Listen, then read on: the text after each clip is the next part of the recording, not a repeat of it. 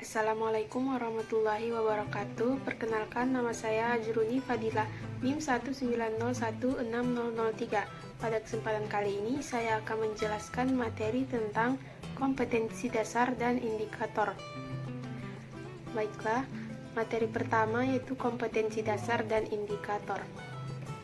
Kompetensi dasar adalah pengetahuan, keterampilan, dan sikap minimal yang harus dicapai oleh siswa untuk menunjukkan bahwa siswa telah menguasai standar kompetensi yang telah ditetapkan.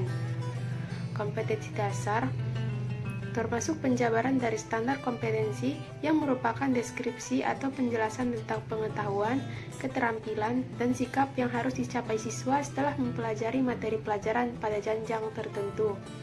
Tujuan kompetensi dasar dilakukan dalam pembelajaran adalah untuk meningkatkan pengetahuan, mengasah kemampuan siswa, memperbaiki sikap, dan tentunya untuk mengajarkan norma-norma yang ada agar peserta didik tersebut dapat mempertanggungjawabkan segala hal yang mereka lakukan dengan mempraktikkannya dalam kegiatan di sekolah maupun di luar sekolah.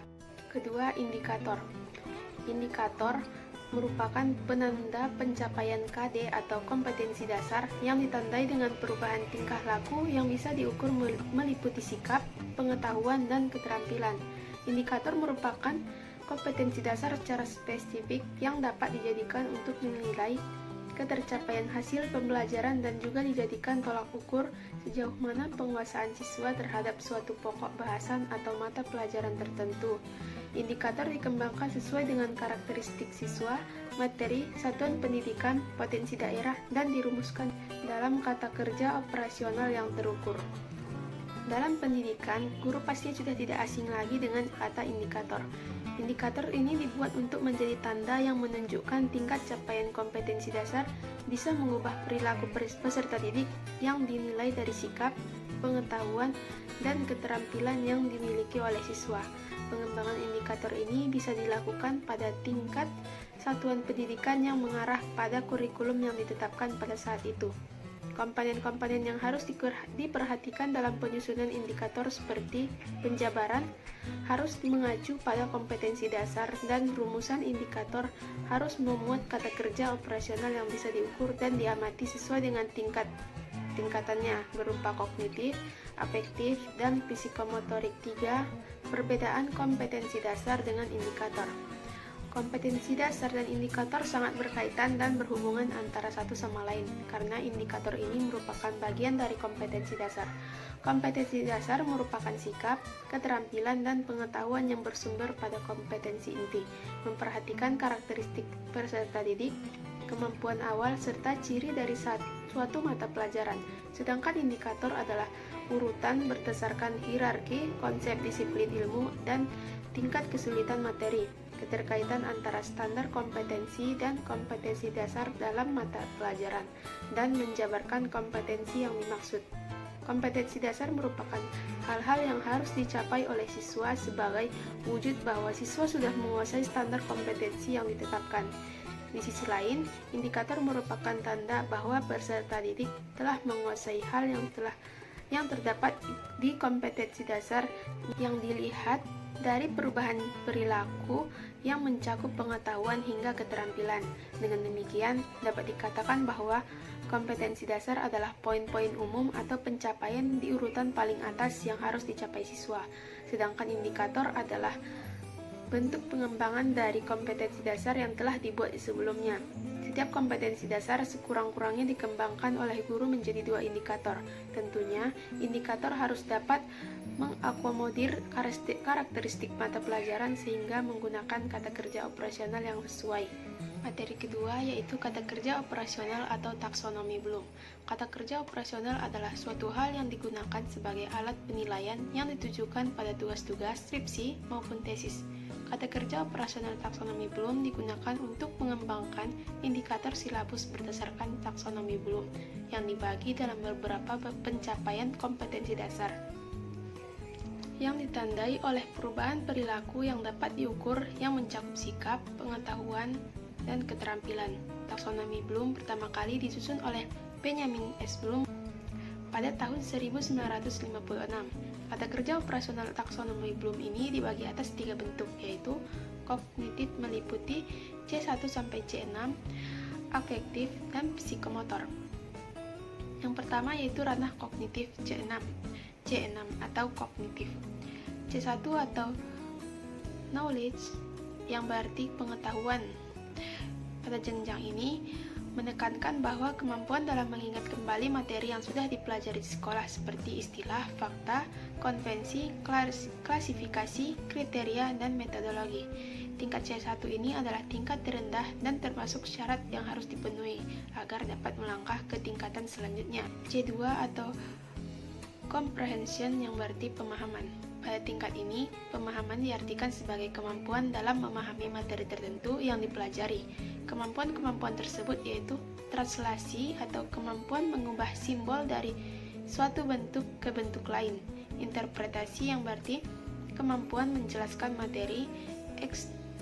Ekstrapolasi yang berarti kemampuan memperluas diri. Di jenjang ini, siswa diarahkan untuk menjawab pertanyaan dengan kata-katanya sendiri dan dengan memberikan contoh baik prinsip maupun konsep.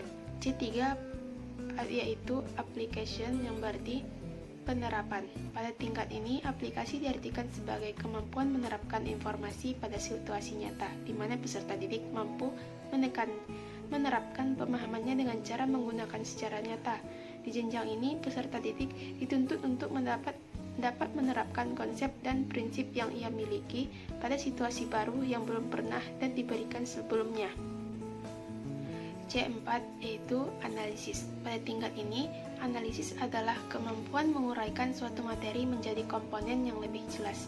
Kemampuan ini dapat berupa analisis elemen atau unsur, yaitu analisis bagian-bagian materi, analisis hubungan yaitu identifikasi hubungan, dan analisis pengorganisasian yaitu prinsip-prinsip organisasi yang berarti identifikasi organisasi. Peserta didik diharapkan bisa untuk menguraikan informasi ke dalam beberapa bagian, dalam menemukan asumsi dan membedakan pendapat dan fakta, serta menemukan hubungan sebab akibat.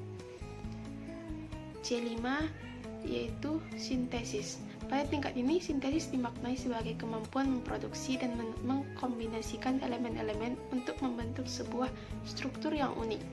Kemampuan ini dapat berupa memproduksi komunikasi yang unik, rencana atau kegiatan yang utuh, dan seperangkat hubungan abstrak.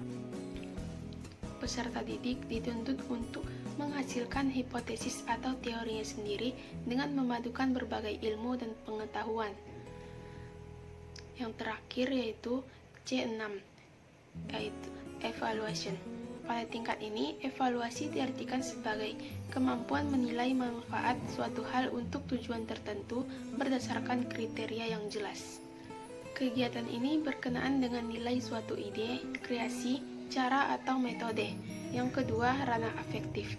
Ranah afektif berisi perilaku-perilaku yang menekankan aspek perasaan dan emosi, seperti minat, sikap, apresiasi, dan cara penyesuaian diri.